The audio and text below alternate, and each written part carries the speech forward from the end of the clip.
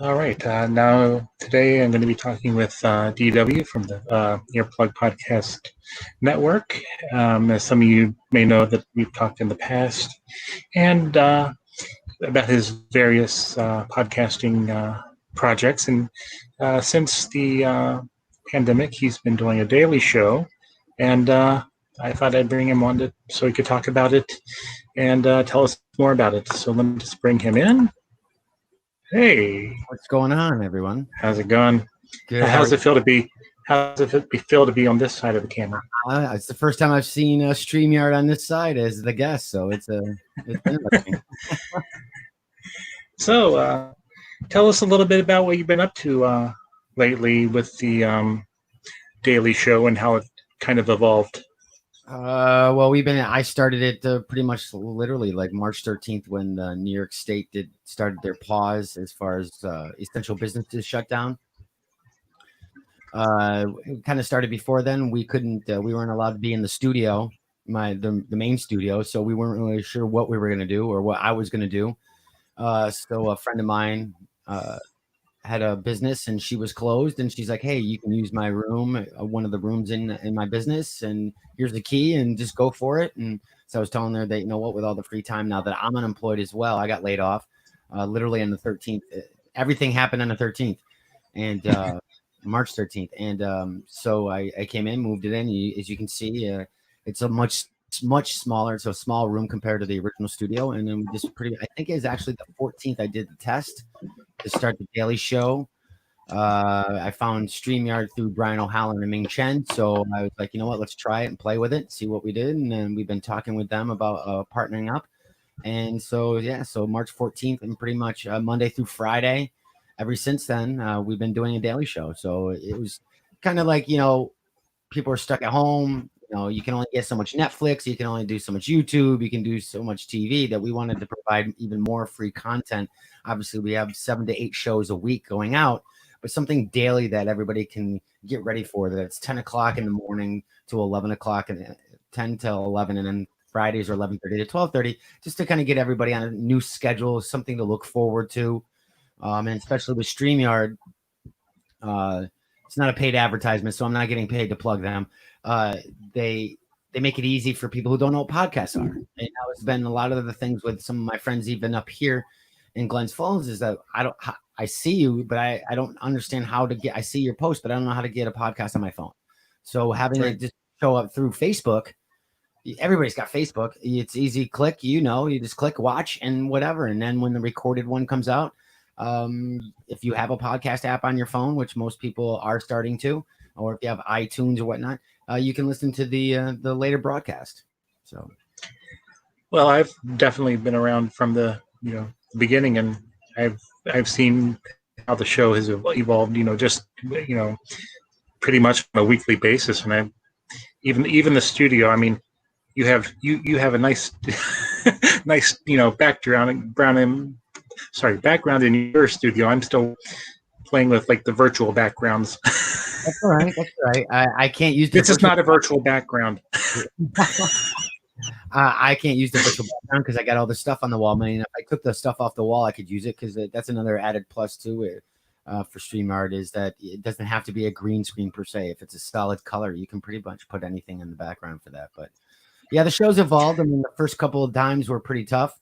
Just for the fact I didn't have any guests, so talking on the mic, since I've been doing that for 8 years now, I've always had a co-host or a guest on. So having that banter back and forth is something I'm used to. Talking on the mic by yourself in a room, it can be very difficult because you're used to playing off people. So that's been something that I've been challenging myself for to get better at that. So, especially with having the live chat, I can interact with everybody. So it's a little bit easier doing a solo show than normal.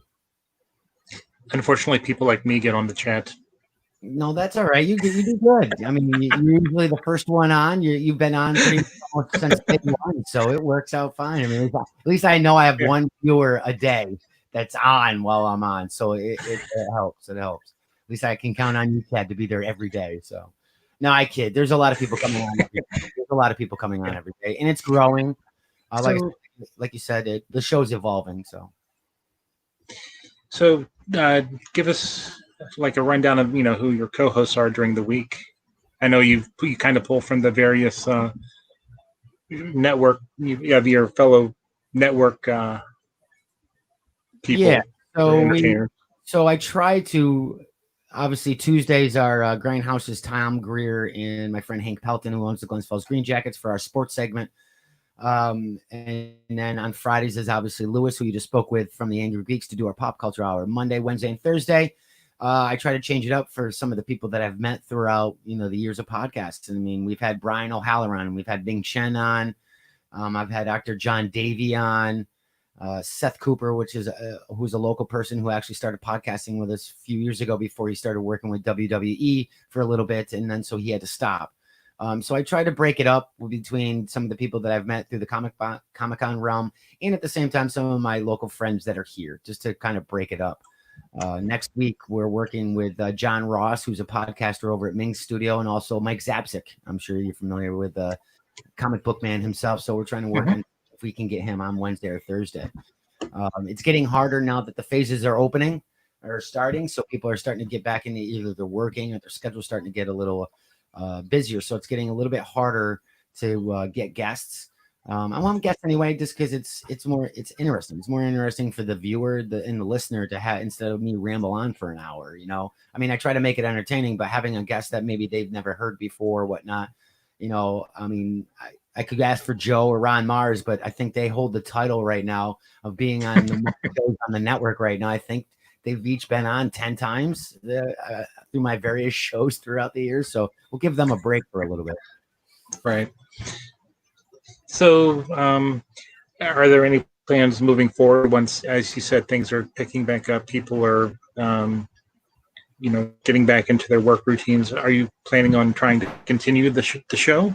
Yeah, I want to try to do the daily show. Obviously, I'm actually going back to work as of Monday, which I just found out yesterday. So I got a lot of scrambling around to do over the weekend and see if I can still keep the morning show, or we're going to move it at night. We might move it over to a nighttime format, like a 6 to 7 or a 7 to 8. I'm trying to find that happy spot. Usually 6 o'clock's not a bad time. A lot more people are online after they're coming home from home, or they're cooking, or coming home from work, or they're cooking dinner, whatnot. So people do pop on. So we're going to play with that. Like I said, it was a last minute thing. I didn't realize I was going to go back to work so soon. Don't get me wrong. I'm happy about that for sure. But yeah, we want to keep it going. We got advertisers now we've done on 32 episodes, and we nailed a couple huge advertisers. So it's kind of, it would be kind of stupid for me to cancel that right now. The sports segment is brought to you by Body Armor Sports Drink. So that was a huge get for us. So if I can do a blatant plug right here, see right here. Sure. So we're going to be having that in the studio for all our podcasters when everything opens back up. So that was a big get for us. We have Jay's Wicked, which has been with us for a long time, but they re-up to do some special things for us during this special week, and they'll still be doing stuff with me once we get my winging it back on board with the chicken wing review show. And we got some local advertisers, so trying to keep that going. It's kind of a shock too. I mean, you've been with me almost since day one with Fanboys Inc. We're going on 8 years, and we've had our sponsors come and go, and we've had some good ones, we had some bad ones, but it took us a while. Earplug's been on now for 2.5 years or so. We've had sponsors, but I've never had a show within 31 episodes. Granted, it's because it may be daily, to jump on and have like a major sponsor like Body Armor jump on board as quick as they did, and pretty much gave us everything we kind of asked for. I mean, they're like, hey, we love your show. We love your sports format. We think this is great, especially what's going on. There you go. I mean, I wasn't asking for a lot of stuff, but we came to a very quick mutual agreement. Boom, done. And it was amazing. So, I mean, it can happen, people. It can happen. And as you know, I always tell everybody, and I think that's why you started doing this. I know you were doing some of your podcast on the phone at cons, Chad, but you jumped on board and took the initiative too. And hopefully I can take a little bit of credit for that to like say, hey. Oh, definitely. Once I saw that you were doing this, and it was, this is an easier format for me to do than find the time to try to sit down and write something. Right. It's easier to hop on, talk to somebody for, 30 minutes, and then, kind of post it up. And I think that's kind of the way I may be moving my contributions to the Times Union, is kind of using that just as a kind of like a hub for, the stuff everything I'm doing. Right. Because I'm writing writing for various sites, and so if I can, still occasionally doing original content for them, but other things that are, more that are like, I don't know, paying. Right. Yeah. Well, that is the goal for everything that we do. I mean, like I said, I've said it numerous times, probably on many different shows, either my shows or if I have a guest on, is like, we've always pushed podcasting. That's why I opened up the studio right before everything went nuts with the pandemic. I had 5 shows signed, ready to go that following week, and literally the 13th that hit. And now I have, and they're waiting. They're not comfortable with streaming. They're brand new podcasters, so they want to be in the studio. They want a little bit more guidance. But I was so excited getting 5 podcasts signed up. Paid for a couple months worth of service that we provide, and then all of a sudden the pandemic hits. It was like crap. I mean, I'm right there at the cusp doing stuff and making it happen, and I'm like, well, I got a lot of free time on my hands. Now, I've talked with the podcasters. They're willing to come back once the phases are open. And once I can get back into the original studio, literally that day, I'm sure 2 of them will show right up and get right on board. So, podcasting is great. I think, especially considering the fact what was the figures came out 3 or 4 weeks ago. There's 1 million podcasts right now. Literally, it reached 1 million podcasts through iTunes and that are out there. The funny statistic is, out of the 1 million, only 47 are active. So 51%. So if you're being discouraged by the number, everybody, only 47% are active. So 51% of those are dead podcasts just sitting there not being used. So it's an opportunity to jump on board and get on there. Like I said, we've always been promoting podcasting throughout the years. Kevin Smith and some of the others make it sound easy that you can make a lot of money, and I try not to discourage people. If you want to get into it making money, then that's the wrong reason. I mean, if you go in and have fun with it, you're having fun with your friends, and you got great content, then the money will come along after a while. If you want to, you got to stay consistent, and you got to put out, you got to put it out the same time every week, and have a format and have good content. You just don't throw it up and think you're going to make money. But it can happen. That was not our reason when we started 8 years ago. We were just having drinks and talking nerd stuff at a bar, and Joe Nub and myself said, let's do it. And we did it, and it worked out great for years, So speaking of, kind of content, I'm correct that you added, you've at least added a couple of new shows during the past couple months. You want to kind of say what those are? And yeah, the one that's on the screen, Mom Struggle is Real. Actually, she'll be recording her 4th episode tonight, a little later. She came on board, a longtime friend. We haven't talked in years, and some mutual friends said she wanted to start a podcast, and they're like, hey, talk to DW, and she hit me up, and we started. She's okay with remote streaming, or she's one of the few that have been able to make it into this studio. Right now, me and the owner are the only 2 in here, so it's very clean. It's sterile, so there's no issues. We're a safe house.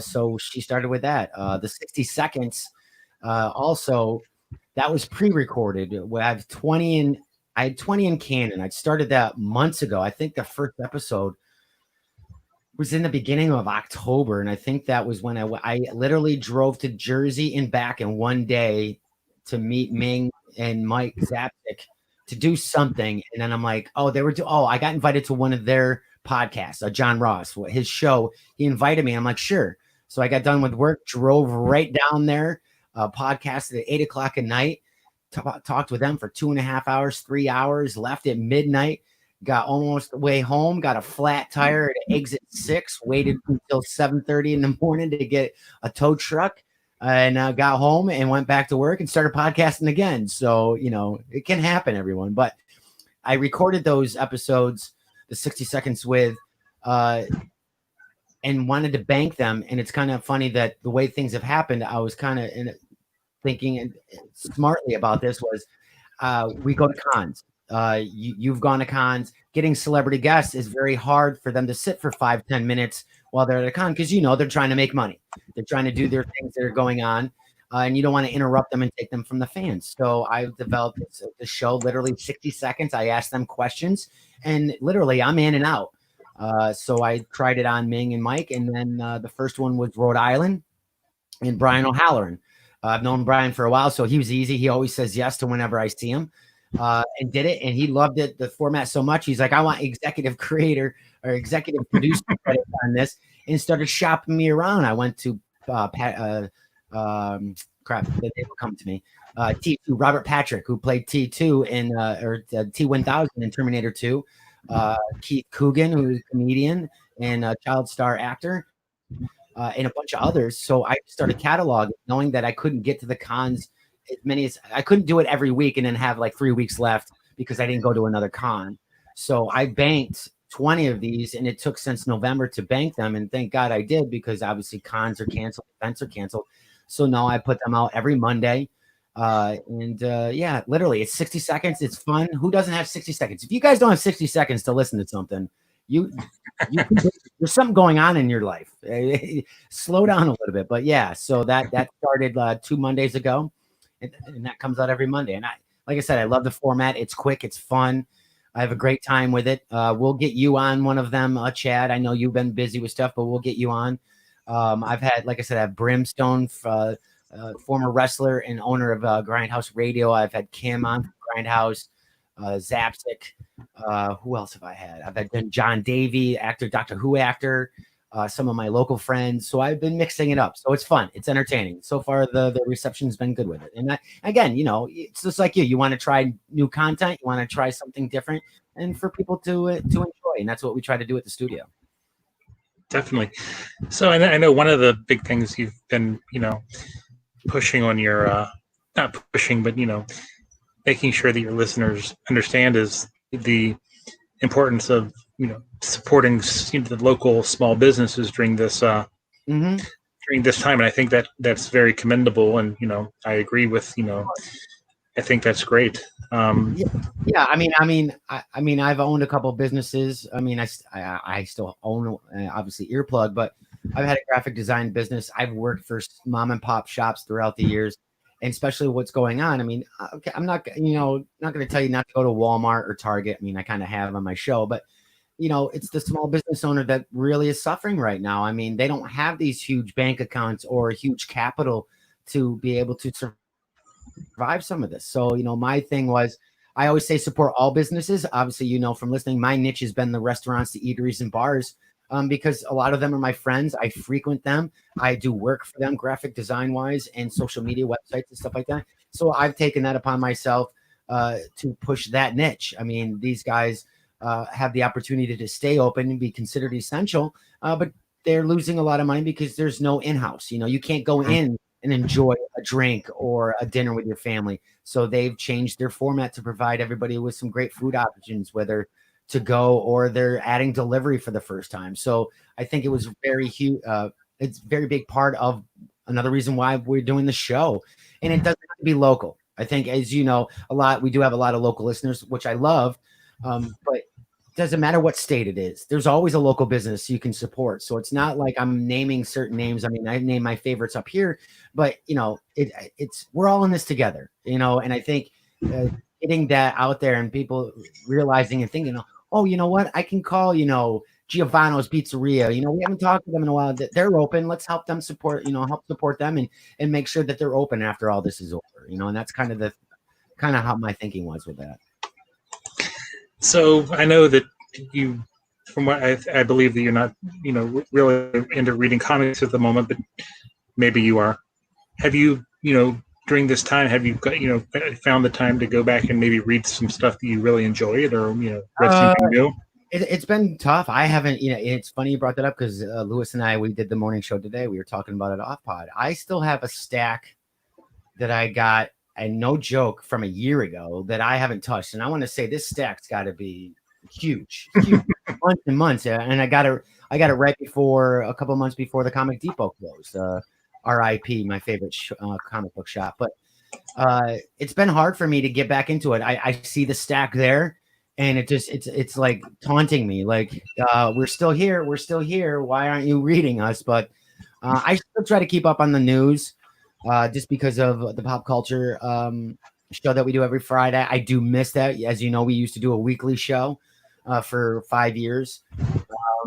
I'll get back into it. I'm reading a lot of the news. And I'm staying up on what Marvel's doing. I'm staying up on what DC's doing. Some of it, again, it's funny. Even though I'm reading it and not reading the books, I think I got back into it about 6 months after DC's New 52 started. And that's pretty much right when we started really podcasting too, is right about then. And the grumblings of changing formats and why you're starting over and whatnot. Well, Marvel and DC's already done that twice since the New 52. So me getting into it, I kind of like it because now I'm not an insider or I'm not an industry person anymore, because we always used to report on it and go to the cons and whatnot. And I backed out. Seeing it as a regular customer now, even though I have friends in the industry and I'm aware of what's going on, looking at it from the outside in now, I can see how confusing some of this can be for new time comic buyers. The stories are, this is canon, this isn't canon. Well, what's canon mean? Well, what's going on? Why? What? Batman slept with Batgirl, or what? All those things. It gets confusing. I mean, I already I have a little bit of an edge on that, but going in and seeing what Marvel's doing with X-Men and doing, revamping Superman with DC and doing those things, I'm like, wow, this can get really confusing. Where do I start buying a book? Do I go all the way back to the 80s? Do I buy a trade paperback? Do I go back to John Byrne run a Man of Steel? Those kind of things I can see is confusing for the buyer. And I'm wondering if the industry or the big, the big two, or I like to say the big three, including Image, understand that by you changing formats or rewriting history or having new number ones, how confusing that is. And does it spark sales anymore? It's not the 90s where number ones were crazy. Look at Jim Lee's 8 million copies of X-Men number one. You can't even give people that to burn in their fire right now, but it was one of the hottest books for the longest time. So, the sales and number ones and Chromium and issues, stuff like that, I don't think they boost the sales for new people or current readers at this point. Yeah, I agree. So, so just kind of to wrap up, what do you have coming up? What do you want to? Do you have anything that you want to kind of, Right now, we're pretty much not really doing anything. We're kind of waiting. We are part of AngryCon, which Lewis talked with you last night. It's an online Comic Con, which we all know that has been starting to make a trend, which I think is great. It's giving people some inexpensive and some free options to meet and talk with some creators and celebrities. So we're going to have that on June 20th through 21st. The Earplug will be a major part of that. I think I might even be being more of the tech end for them, since we are going to be using probably StreamYard for that. Just trying to make sure that we keep the shows going. I'm just waiting for everything to open up, Chad, because I know obviously with work, I'm going back to work, but there's plans already to be made to be going to Long Island to meet the Grindhouse crew that you can see on our website. They're out every Sunday.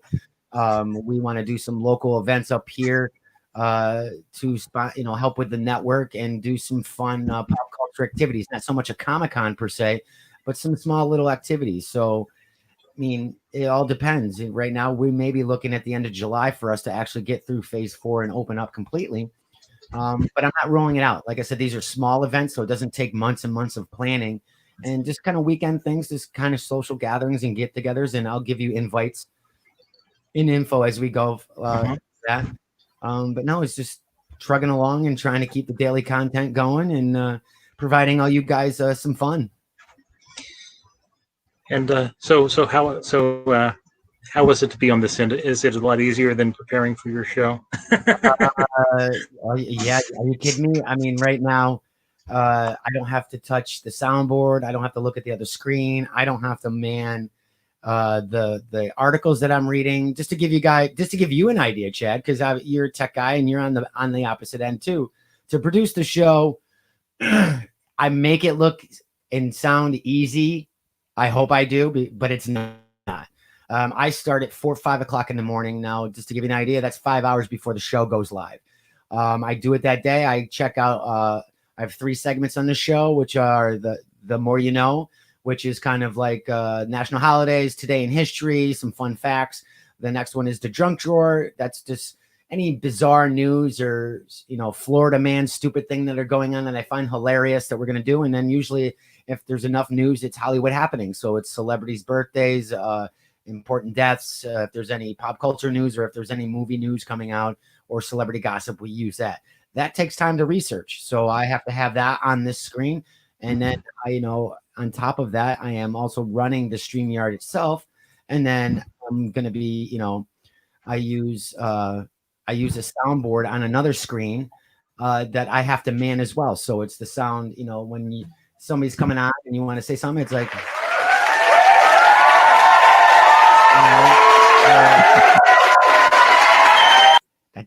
that's for Chad, everybody. Great job, Chad. Or so I have to stay pretty quick while I'm also hosting and talking on the show. So pretty much I am like that one-man band who's got the drum on his back, the harmonica, the banjo, and the finger cymbals all going at once. So being on this side, this is a breeze, man. I mean, I don't have to touch anything. I don't have to look in the camera and I'm done. I mean, I want to do this every day.